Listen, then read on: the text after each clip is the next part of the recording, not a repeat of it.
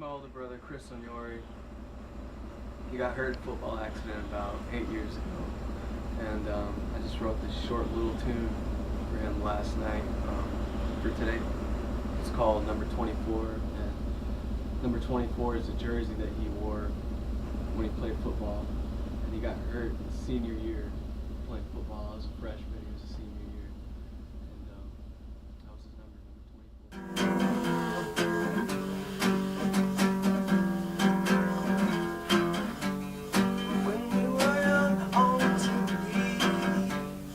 Running around so happy, all of our friends chilling after school, shooting some hoops, nights right there. I just want to be standing tall, because I've been on my road.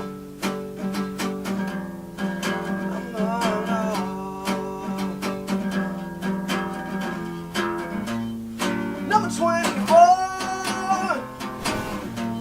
I didn't see this coming and made you cry.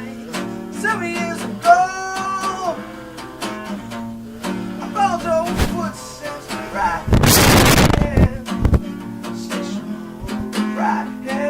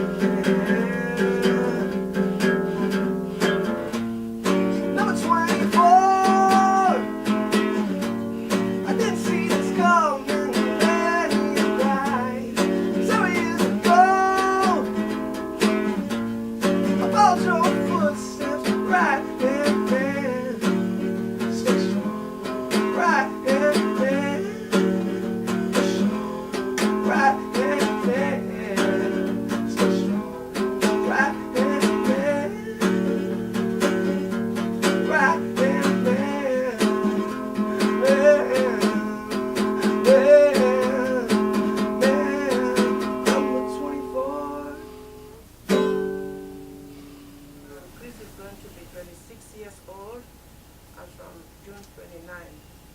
Kris got hurt when he turned 17, and from then up to now, it's 9 years. 9 years ago he got hurt. August 26, 2004, during a high school football practice. But since then, the life of the family has changed. But for me as a mother, and to speak the truth, I knew that the rest of the kids were grown.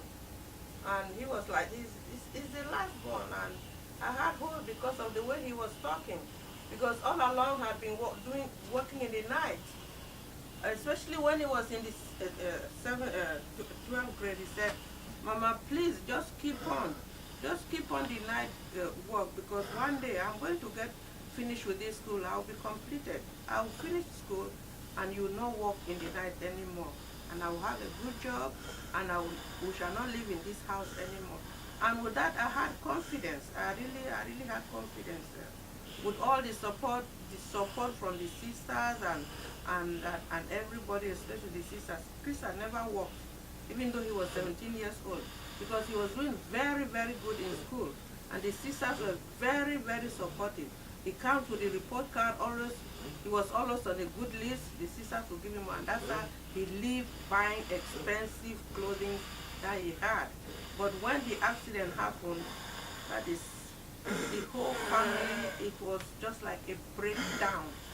Up to now, I think nobody has been on his feet, because no matter where we go, we know there's a baggage behind.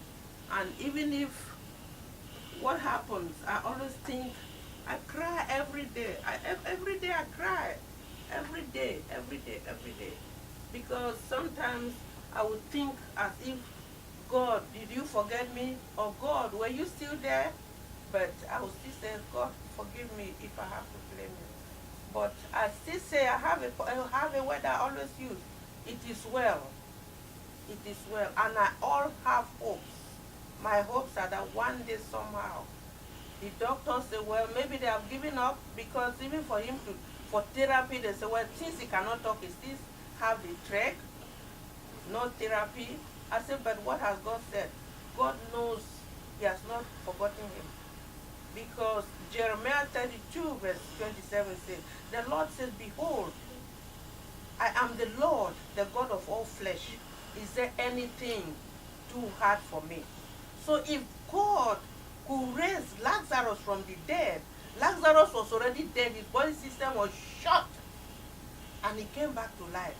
So I still have all the hope that one day somehow, through somebody which I don't know, through a man of God, through anybody that God can send, God will send anybody, even from the trash can, and maybe just a touch, just the care, and Kris will come back. And I still have all my hopes that one day somehow, Kris will talk. Kris will get married, and I know Kris will have 3 kids, 2 boys and a girl. That is where I have all my hopes. And I know the Lord will not forget us. He will not. He will not. Especially if I think of where we are living and how you had promised that, Mama, don't worry. When I'm through with school, we shall have a big house and you will enjoy and you will not work hard. You only go to work one time. But it came as a reverse, as an opposite. I still work, I go to work, I cry every day. Nobody knows I cry sometimes. I complain to my daughter, Kate. I say, Kate, I feel as if I can quit the job. I'm so tired. I say, when I come back from work, I have to come on Kris. That is, I feel sometimes I feel bad. Lord, forgive me for crying that. And somehow, it is well. It is well. It is well. God is still at hand. It is well. Thank you so much, God. Thank you. Well, I'm Kate, and I'm the oldest of all. I'm a twin, and I remember when my mom was pregnant with Kris, and I remember we were so excited because here comes this little brother that everybody spoiled, and so Kris has always been like, he's always been my son. And then when I had Andy, they were very close together. They were like, what, 3 years apart? And they were very close together. So everywhere I took them, everybody thought they were brothers because they were so close. We were always together. It was such a shock on that Thursday, the 26th. I will never forget Thursday, the 26th of August, 2004. My whole world crumbled. I remember coming back from work that Thursday, and I was in the living room, and we had a phone call from the hospital, from Kennesaw Hospital, and at first they told us that it was about our brother. They first said that he had deceased, and we could not understand, like, how. And then they called us back and said, no, he had had a football accident, and they are not able to, and he has gone into a coma.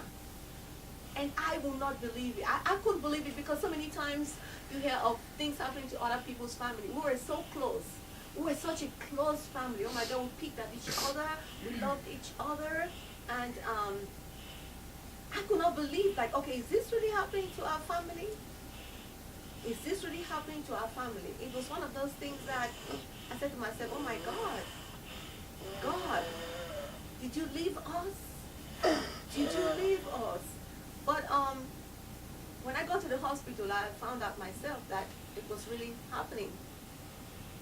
I was so shocked. I could not believe that, wow, this has really happened to my family. My brother, my baby brother, the one who I loved so dearly, was was hit so hard during football practice that he got into a coma. Um, working with hospice and taking care of my patients, I could not believe that my brother was going to be a patient. I could not believe that my brother would have to go through it. All what was coming through my head was, oh my God, I don't want him to die. He's only 17, Lord. How am I going to take this? Well, you know what always gave me hope was that Kris got saved in my church, Miracle Church of God. So I was always taking him to church on Wednesdays for Bible study. So he was involved in the real big in the youth department and loved the Lord. So that gave me hope. But still, I kept saying that, God, please don't cheat us, don't do this, don't take this boy away from us. We love him so much. Life has been so difficult. This whole thing has actually separated us, separated all of us. Our closeness, we're not close anymore like we used to be close. At one time, it brought so much fear in me. I was so afraid of just being afraid itself, of like, oh my God, just being afraid of death, because we were told that we were going to lose him. We were told that we were going to lose Kris, but God and his ultimate mercy and his grace preserved him. 9 years he's still here, but he's not talking, he's not walking, he's just there.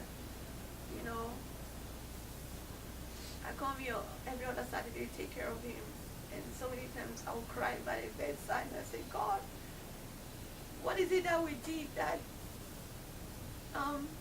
we have to go through this? But I understand that everything is, God has his own glory, so I understand that. But it's very difficult. It's very, very difficult to see a little brother, a boy who was a straight A student and had such a future, had a future to go to college, and in this state, very, very difficult. It kind of alerted me to be kind to people. It changed my whole life. To be kind to people, to love people, to give them the best love I can give, because one never knows tomorrow. I remember the last time I spoke to Kris was that same day that he got hurt, that morning. Andy was in her bedroom trying to get himself ready, and Kris was already done, and Kris opened that door to get into his car to go to school. I remember that morning. I got out and I said, Kris, don't leave. Wait for your brother. And he said, and you better come on or else I'm going to leave you. And that was the last word that Kris actually spoke. That was the last word he spoke to me that morning, that Thursday, the 26th of August. I will never forget. It's been 9 years.